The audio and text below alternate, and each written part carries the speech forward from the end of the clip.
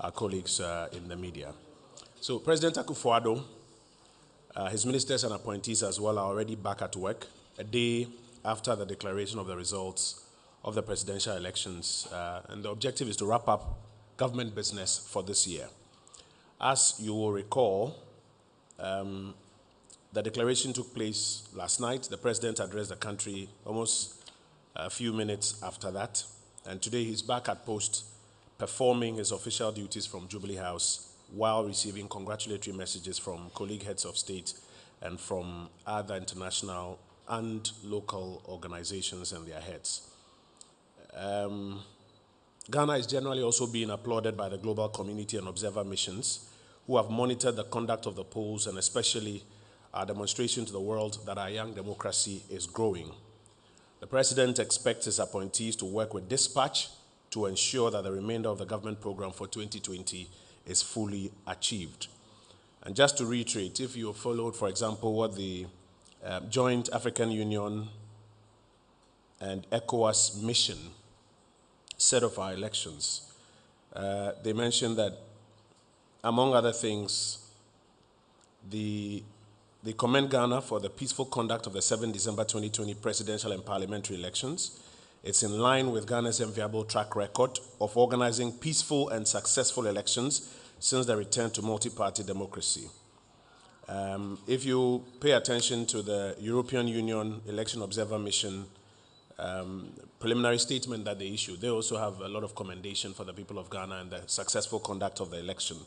I think earlier today as well, CODEO addressed all of you and also outlined what they saw and, for example, the figures that they have put together. I'll read you just a paragraph of their conclusion. It says, given that the official result announced by the Electoral Commission for each candidate falls within their respective PVT estimated confidence ranges, CODEO can confidently confirm that its PVT estimates are consistent with the official presidential election results. So I think all other third-party actors who have had the opportunity to follow our process are coming in with their views, and it comes at a time that the President, his ministers and appointees are getting back to work to continue with government business. At this time as well, and before I invite the COVID team, the government of Ghana also wishes to congratulate the Ghanaian media for your role in the coverage of the 2020 parliamentary and presidential elections. We are particularly pleased with the level of professionalism with which the Ghanaian media covered activities before, during, and after the elections. The media, as I'm sure you are aware, plays an indispensable role in the proper functioning of any democracy.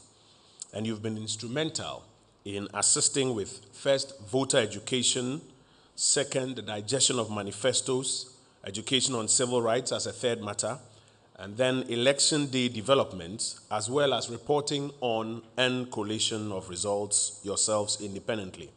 And while we applaud your contributions, we urge that you continue to uphold the excellence with which you have conducted your coverage of the 2020 elections. The government of Ghana is hopeful that with our collective efforts, our country's democracy will continue to be strengthened in a peaceful and sound environment. I will quickly do a translation of these ones in Chi before I move to the second set of issues, which is the COVID-related issues. And if there are any questions perhaps on these matters, I'll take them before I'll take them on the political matters before I go into the COVID matters. Senior Medi Kankai, no, Omampena Adanko Akufo-Addo, the ministers and appointees, assign Asho Mejuma say after election. I'm saying, no, Electoral Commission, returning officer for presidential election, no, any declaration. Omampeni Omaine Kasai and Uri and Ne Anope, Ono Etuane Jumaso, Jubilee House, the minister Soto Mejumaso, as well as appointees. Ofi the transition Ejumano any ehun komono and also Ofi Asie the Bebembi and Ebema Munina Maso Ate.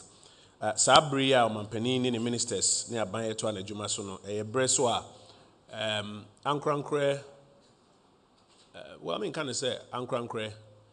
Amanoni kuwa hodwa omusuma se omumehwe ya elections, African Union, European Union, ECOWAS, and sana their friend Coalition of Domestic Election Observers, omo ankasa omo observe Ghana for inyumekwa hodom so observe elections so mnyina so de omano di sem ebeto abonten ni na omasem omo kan se abato na yeto ye no ekọ toten efa kwan paso dodo na edi omhuni yema ba ko mienu bi bia delays ba ko mienu ba mu wa hase ana ha but omhuni se ni na ekọ toten ipa dodo di omhuni ewom na omo bo Ghana abaso titiri kodeo statement a omde ba abonten a em se awie omo ne mu eye central phone hia no omo se omo results a omo ka bom no ene the electoral commission de to abonten no pepepe and em say more central for muso stations ni bebre muso mo the same level of tabulation na muso mo de eto dwa nti bona ye bo Ghana fo nyina abaso adwumaso a yaye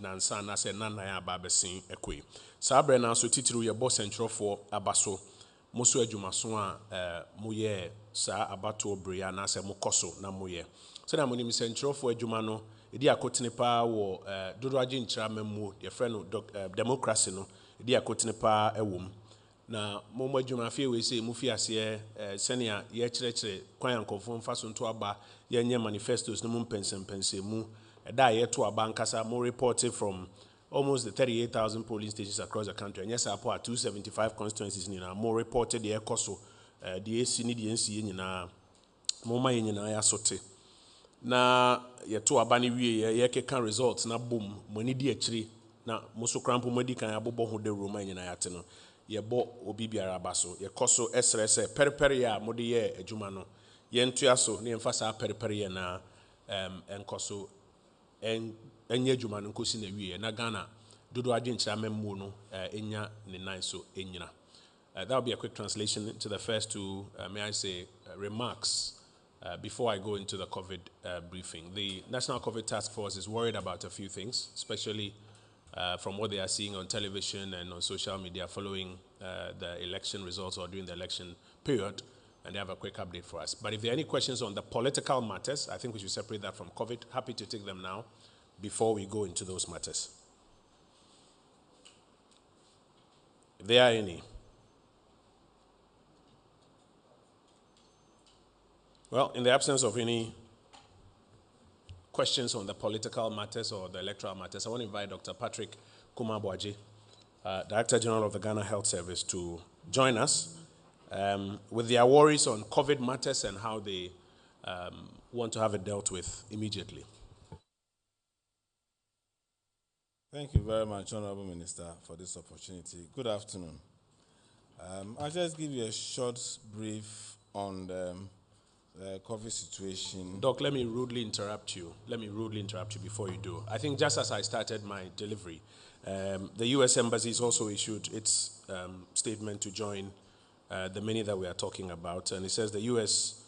congratulates Ghana on its successful elections on December 7th and President Akufo-Addo on his re-election. We look forward to continuing our strong partnership with Ghana, a shining example of democracy in which any electoral dispute will be resolved through legal channels. That's just an addition to my earlier brief. Sorry to have interrupted you.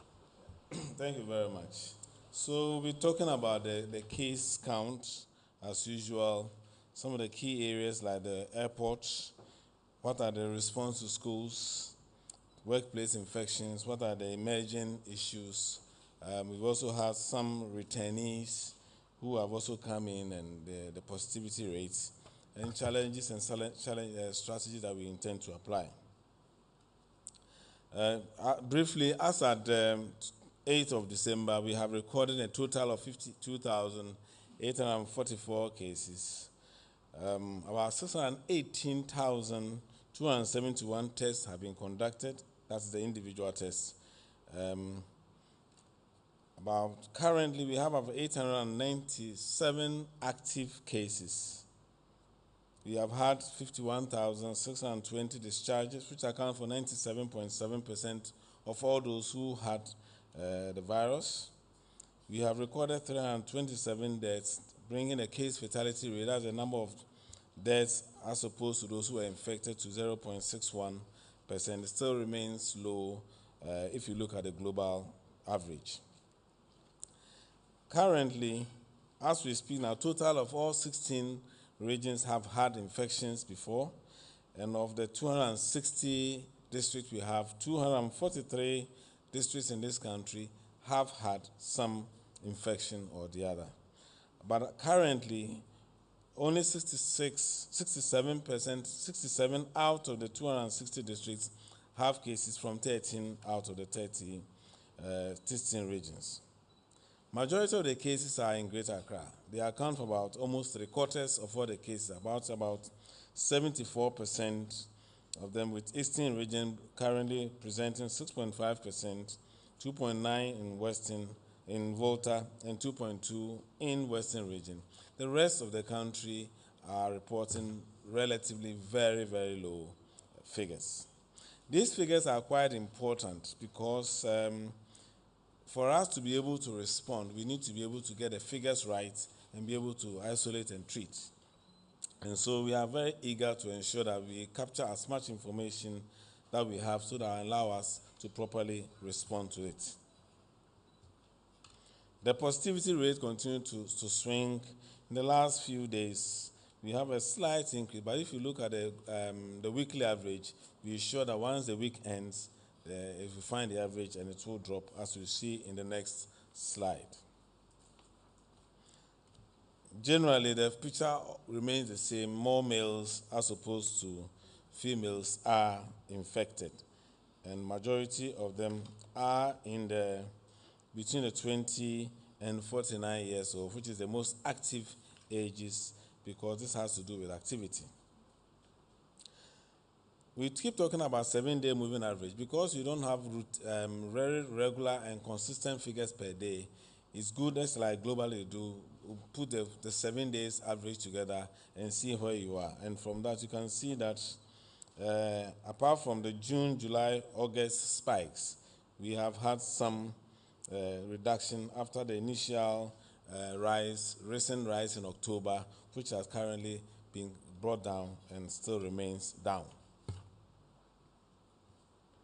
So if you look at the weekly confirmed cases, you can see that it's the same picture as was shown, where the highest peak was in July, and now since the early October rise, we have kept the figures have remained down, and I think we will need to applaud ourselves for that, and we need to do more to keep it down. If you look at the spatial distribution, you can see that I mentioned about 13 regions have cases. The rest of the 3 regions have 0 active cases. And if you look at the distribution of active cases per district, we have them in 67 districts in a total of 897, with a majority, almost a large number, being at in Greater Accra here. The next slide. So Greater Accra is a key hotspot. Of the active cases, you can see that we have Korle, Klottey, Accra, Ladikotopon, in that order as you go down. So you can see that it's the Accra Central area where we're still having the relatively higher figures compared to where we are. And you can see the number of districts. I'm sure if they make it available to you, see the number of districts that are currently, that's the 67 or so districts, and the number of cases that we are dealing with there. I think this chart is quite common to all of you. We continue to update it, and you can see that the number of active cases and recoveries are very close, and the number of cases and the recoveries are almost at par, with very few active cases still there. So we're still in okay. The deaths have remained, as they say. You can see that where we had the largest rise, June, July, that's where we also had the largest number of deaths. And the issue with the positivity is that the more people are sick, the more people are positive, the more people will be sick, and the more people will die. And so if there's any doubt, for example, of the total number of positives that you have, you can also find them that when the person is sick, they will come. As we speak now, we have a relatively few number of cases in our hospital. Gan East, which is our largest number of, with the largest hospital for COVID, currently has only about 7 sick cases. The rest of the people there are just on isolation. They are asymptomatic and on isolation because they cannot isolate at home. So you can see that even though the active cases, the predominant case of positives are in the age of between 29 and 49, the larger number of deaths are between 40, usually mainly in the 60 and above. And so that tells you where the risks are. And that's why no matter how young we are, no matter how healthy you are, if you contract, you create a problem for somebody who is vulnerable. And we want to continue sending that message across. I don't think it's just an ordinary disease because some people will be asymptomatic. You may transport it to somebody who will not be able to manage it very well. We still have hypertension, diabetes as the main cause of the comorbidity that is fueling the deaths. And as we've always been talking about, a significant number of them die within 24 hours of arrival. That is because they stay home, they don't come early. For the people who survive, they come in early, and we are able to identify their oxygen saturation and be able to manage them early enough. So the earlier people come, the better. This picture to show you that if you stay and you come in a very critical stage, the chance of survival is limited. And so we need to change our health-seeking behavior and make sure that we go to the appropriate place. There are designated COVID centers in this country. And I think that's one of the successes that we have. Because you have designated centers, the people there know how to manage COVID. Because it's not that they see one a week. They're seeing a lot in a day. And so they have mass experience to manage COVID properly. And probably that is what is leading to our relatively low death rates. The airport still remains one of the key areas where we are very keen on making sure we are tracking the cases. We have so far tested about 86,768 since the airport was reopened on the 1st of September. We have recorded 391 positives as we speak now, and about 86,377 are negative. Currently, we have, as I mentioned, 391 have been positive, 78 were isolated and de-isolated, which means that they have recovered. We have an active case of 113, which is about 29% of all the total we have had. There has been no reported death from the positive cases from the airport, and currently we are doing contact tracing for about 250 people. These are contacts of the 113 that we have seen. And the contacts include the people who sat in the plane with them and that we are following up. But because we triage them before they go home, and I make sure they are going home to be able to isolate, we do not have any challenge of having to follow other people that they've gone home to stay with. And then we see that there's a breach of the isolation. Of this, we have about nearly 45% of the people who have tested positive are Ghanaians, 212 are non-Ghanaians, as we see in the slide. The positivity rate for the airport continues to rise because they are coming from, we're having a surge in Europe and America, and that's where a significant number of people are coming from. So it's also showing that it is, and so that tells us that the intervention there has been very successful because 391 cases in this country could have been spiked a lot. One of the key areas has been the schools in Greater Accra. I'll just give you a summary. I know most of them are on holidays now, but the short summary is that the total number of schools in Greater Accra that was infected was 9. We had about 148 confirmed cases in the schools. The total recoveries are 132. Currently, we have only 16 of them who are active that we are being followed until we de-isolate them when they have done the 14 days or 2 days after presenting no clinical condition. The workplace infection still remains a challenge, but in the last few weeks, the last 2-3 weeks, we've had significant reduction in outbreaks in our schools, in our workplaces. We have so far recorded about 659 cases that can be said to be a workplace-related infection. And that's quite significant. That is since October to date. And so that's why in the last few weeks we've been talking about improving workplace arrangement. But we have seen that there's a reduction in the numbers coming there. So we believe that they are also taking heed to the cases that we are talking about. With all that, we have 4 active cases left. What means is that these were the early stage. In the last few weeks, a lot of them have recovered and we are not getting new cases from the workplace. So we want to congratulate the workplace people for taking the heed to this, and I think it's also helping us a lot. There's another group of evacuees, and that is quite important. So far, we have brought in those who were just voluntarily returned and those who were deported, about 9,265 of them. We've tested all of them. 984, which is about 10.6%, are positive. That's quite a high positivity rate, and so that tells you that the policy was important, that we needed to isolate, test them before we release them. But the main reason why we are here is the case that there are preparation for emerging events, major events that are coming up. We have the post-election activities. We have Christmas coming, and we have the school reopening in January. I will concentrate more on the first two. What are the risks for the post-election and the Christmas? I'll mix them up as well. For the Christmas, there's going to be increased commercial activities, and that obviously increases the risk of spread. And especially where we have the majority of the cases in Accra, and commercially people are coming to Accra to buy and go and sell in the other towns, that creates another area that we need to be careful about. So these are some of the risks that's the reason why we need to up the game as far as the use of protocols are concerned.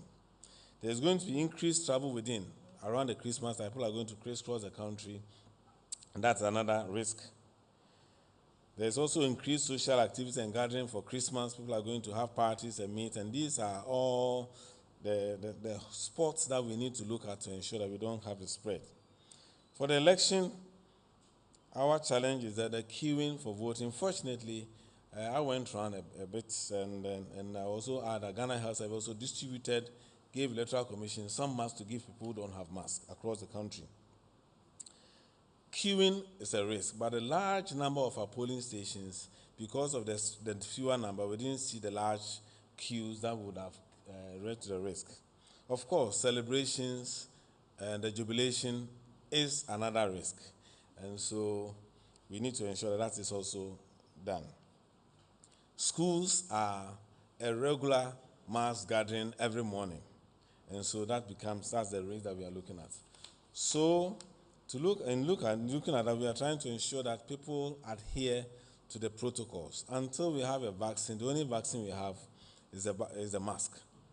You see, and we need to address it. But we will intensify our advocacy, either with the school authority, with all chiefs, etc., to ensure that all these events are carried out in a way that reduces the risk of transmission and people are protecting themselves, and especially compliance with mask wearing, hand washing, and social distancing.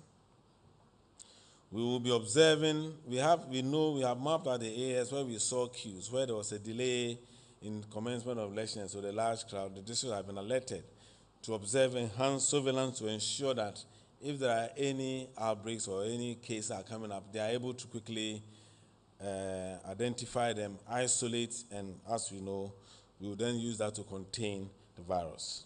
We will continue our public education. We'll be hearing a lot from Dr. Da Costa on the use and adherence to the protocols. And so our appeal is that the next 1 month is going to be a period, especially not just for the Christmas, but as we prepare for Christmas, it's a time that, and also the weather is dry. Dryness seems to also aid a bit of it, the transmission. So we need to be more cautious so that we can enjoy our Christmas.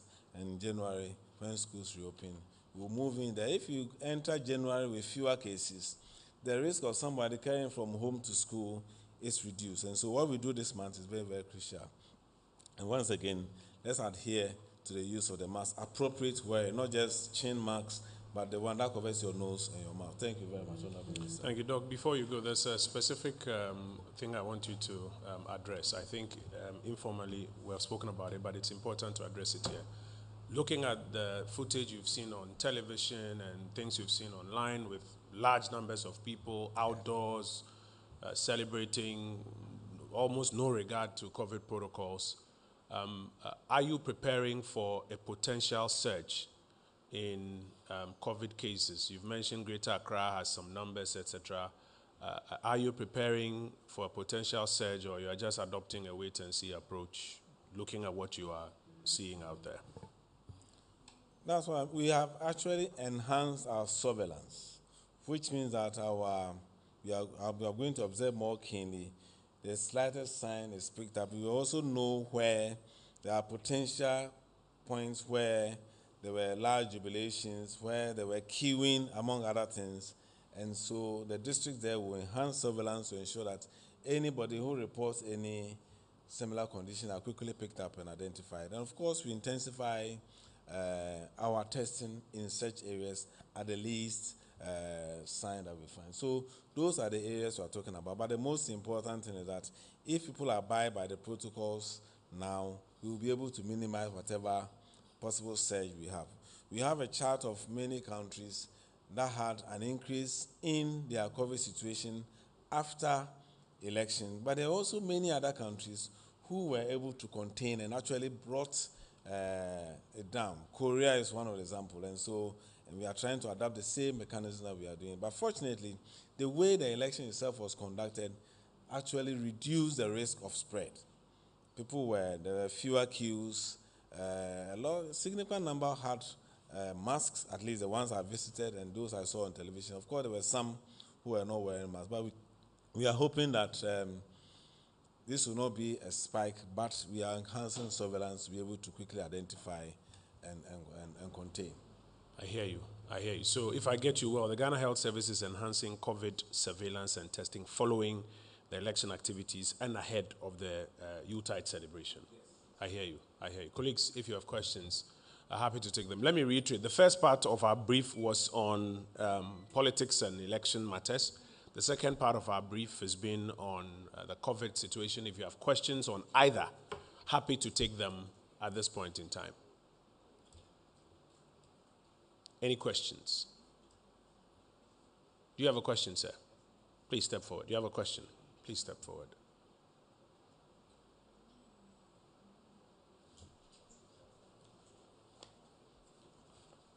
If I can say, the way the media covered the election, I hope they give the same attention to COVID. You are worried they've moved on from COVID, eh? Yes, they should give the same attention, especially education on the protocol. Very helpful.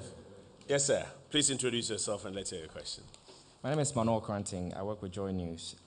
My question is on the first part of the briefing on the election matters. Well, there are about 5 deaths which were recorded across the country. That's been confirmed by the police. Well, the NDC alleges that government unleashed the army and so on to some of these polling stations to, as it were, intimidate their supporters and, in their words, steal the elections for a government. I want to take your response to that allegation and what the briefing has been that you've received on these particular cases of violence. Also, we know that the NDC supporters are massing up at the offices of the Electoral Commission, demanding an immediate declaration, or if you read declaration, in favor of their candidate. So we want to also take your response on that bit of the incident. And then on COVID, you mentioned, Dr. Patrick Kumabwaje, that the cases are rising at the airports, the positivity rate is rising at the airports because of the importation from European countries and so on. As we enter into the Christmas festivities, want to know whether there's going to be, if you like, an alert that's going to be issued on specific countries from whence we are not going to admit people into the country. Thank you very much. So are you contemplating a travel alert as cases are rising from some particular countries? Yes, sir. Yeah. Thank you. My name is Arthur Mensah from Ghana News Agency. Doc, I want to find out Ghana has a plan to distribute personal protective equipment to schools since I learned schools will reopen in January, especially basic schools. What are your plans for distribution of personal protective equipment? Then my second question to Honorable Minister regarding the elections. During the elections, when President goes around, he said people should vote for MPP, boom, boom, boom. And so all of us were expecting that the margin of percentage should be around 57%. That's your expectation? That's my expectation. Okay. Because looking at the crowd and then cheering, we're expecting the margin will be very wide. And based on the government update on some of the achievement and then infrastructure, I think people were expecting that the margin should be wide. Are you surprised that the margin is very slim compared to what the opposition NDC got and what MPP got? Are you surprised that people did not really heed to that call for boom boom? Okay. Then the margin of parliamentary seats between MPP and NDC. Some political pundits believe that it's going to be hectic for the government since the margin between the MPP and NDC is very close. And so if it not work out things well, the president will find it very difficult passing laws, legislations, and then maybe some of the policies will be very difficult to be implemented. What are your plans to ensure that these policies go through? Thank you. Thank you. Are there other questions? Or we should bring down the gavel after this set. Are there other questions? Okay, so let me respond to the, or perhaps, Doc, let me let you deal with the COVID ones. There was one about PPE, and then another about whether or not you are contemplating a travel restriction at this time. Recommending a travel restriction at this time. Then once you take your seat, I'll deal with the other matters. Yeah, thank you very much. Yes, as we did with the reopening of the SHS3, SHS2, we are preparing and we are going to give PPEs, not only PPEs, sanitizers, etc., for schools to prevent any spread. And so the team is working to ensure that we have the adequate numbers prepared for them when school reopens, not just for the pupils, also for the teachers, as was done. We are also going to enhance our education. We are preparing a special package for the younger kids, the lower primary and the rest, because all our messages are actually directed towards the adults. So we are preparing another message that we hope the media will help us to roll out how we can ensure that these kids get the information they need, so they don't go to school and say, let me say, I like your red mask, so let's exchange your blue with mine. And so we need to have a special message also for them on how to adhere to that. And so we're going to also align enhanced surveillance in the school, just like we have done in the secondary school. That's why we're able to pick up those cases. Engaging teachers, we're working with education closely to ensure that we have our facilities linked to their schools and that we have the school health teams visiting and making sure that all cases are picked up quickly. So that's what we're going to do. So what we are going to do now is even much more intense compared to what we did for the GSS 2, 3, and SS 3, 2 and 3. Travel alert. We have, in fact, that's why we have that system in place. We are ensuring that we currently have the capacity to test everybody who arrives at the airport with a relatively high sensitive test kits that will be able to tell us who is positive. The most important, once you are tested positive, you are isolated and then you are sort of managed. The pre-travel PCR test also reduces the number of people who would have come into the country, especially already positive. You are not going to come because if you're positive, you will not be allowed to travel. So that system still helps us still contain the number. I can imagine that if we were not doing the pre-travel PCR test, you would have seen the number of people who have come in. There are a significant number of people who test positive, and because of that, they are not able to travel. There are Ghanaians who are trying to travel, they test positive, and they can't travel. And I think these two systems in place protects us enough that we don't think we are currently, there's any need to provide any travel alert to anybody coming in. Thank you very much. Thank you, Doc. You may kindly resume your seats. Let me deal with the other matters that have to do with politics. So I'll deal with the first one, whether or not we are taken aback, as in the administration is taken aback by the margin of the 2020 presidential election victory.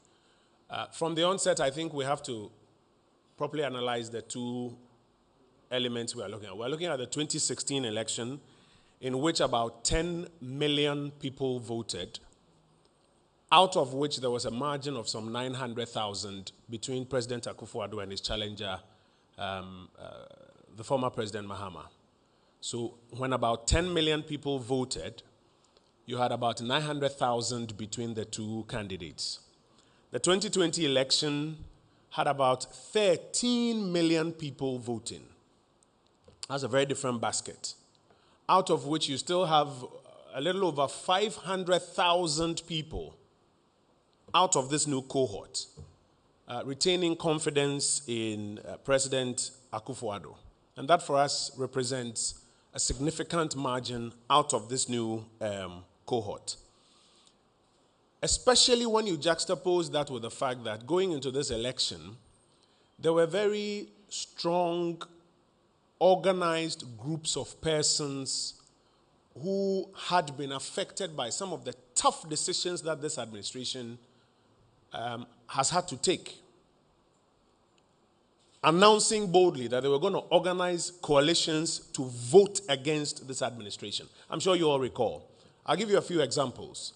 So for persons involved in illegal small-scale mining, illegal or irresponsible small-scale mining, those in the Galamsey areas, they were quite clear that if the president even attempted to fight it, or as he was going through the process was fighting it, they were going to ensure that they would vote against him. You recall, many of you did documentaries about it.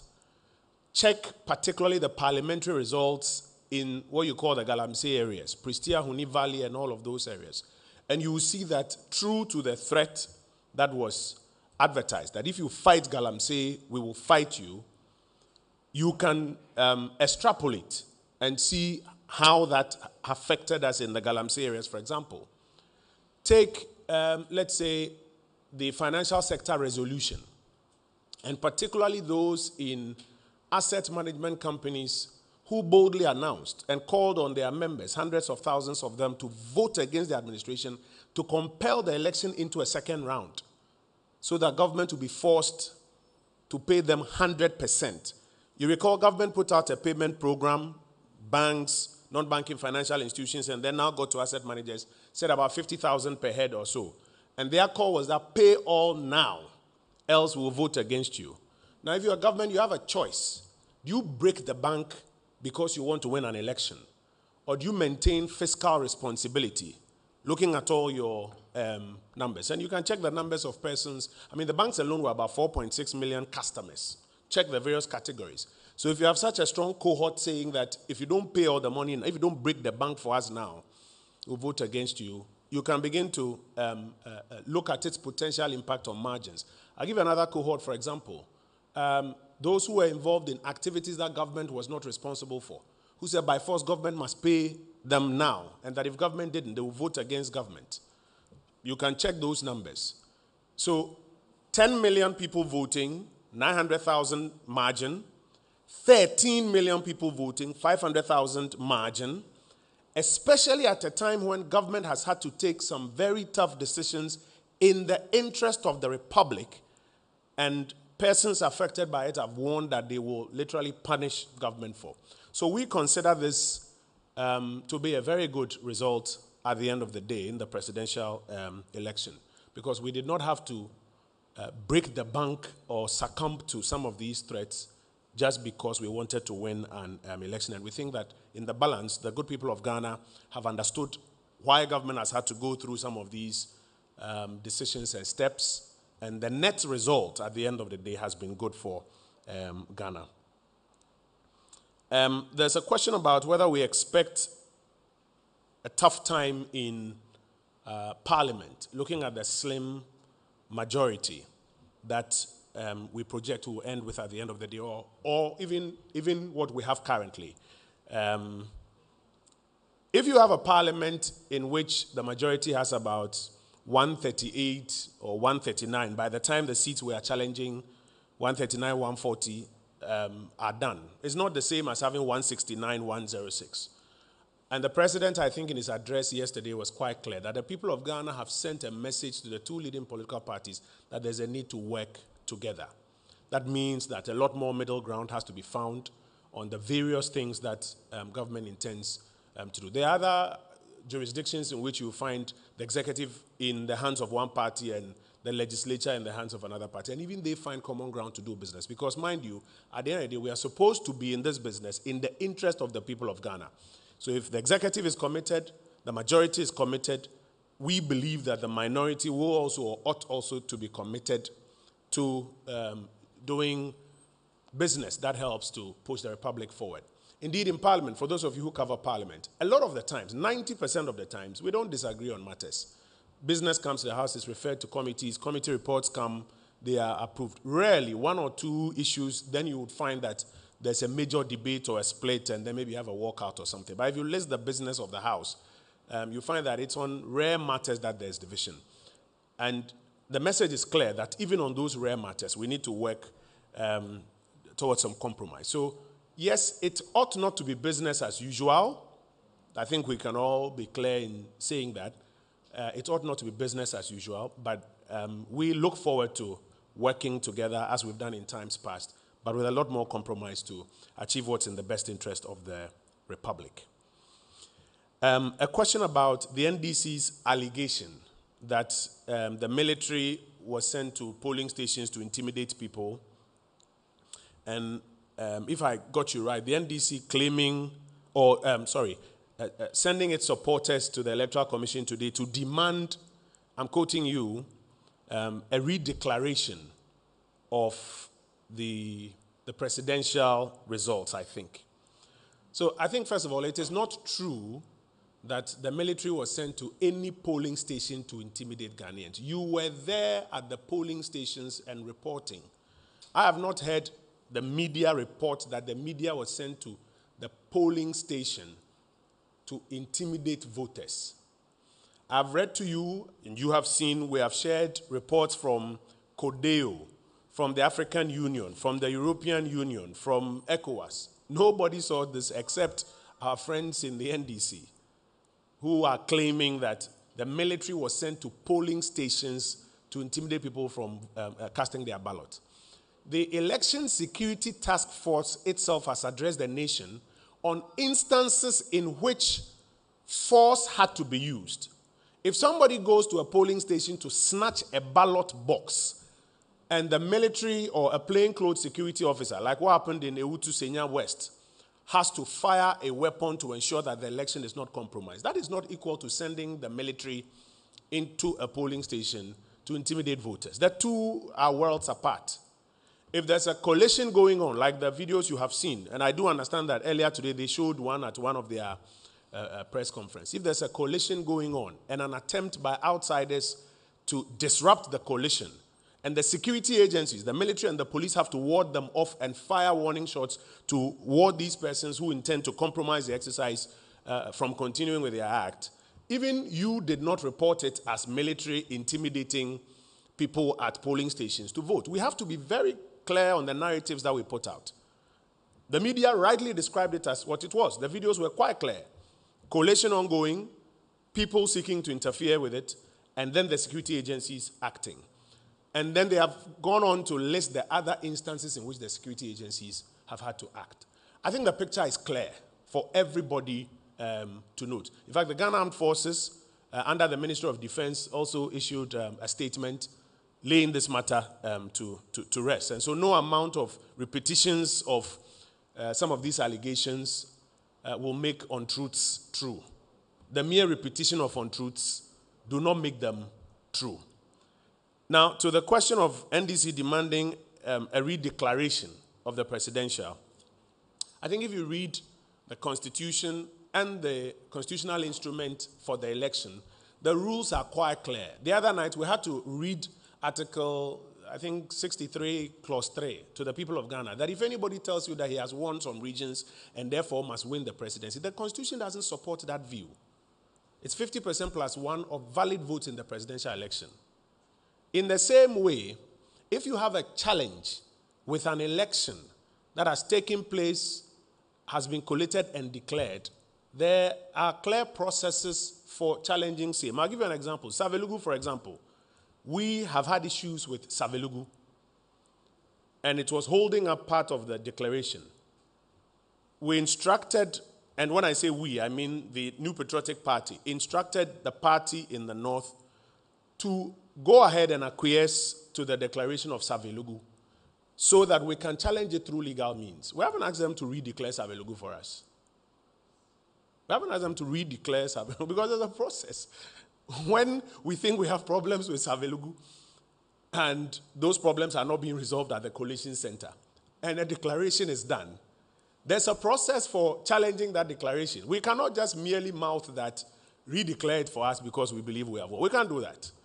We have to allow the EC to do its work, to gazette the results, and then we have, in accordance with the constitutional instrument, we have, I think, a 21-day period or so within which we would have to file a petition, back it with our evidence, and challenge what has transpired. And I think already you have seen that we have served notice that we intend to make that challenge through the lawfully established method.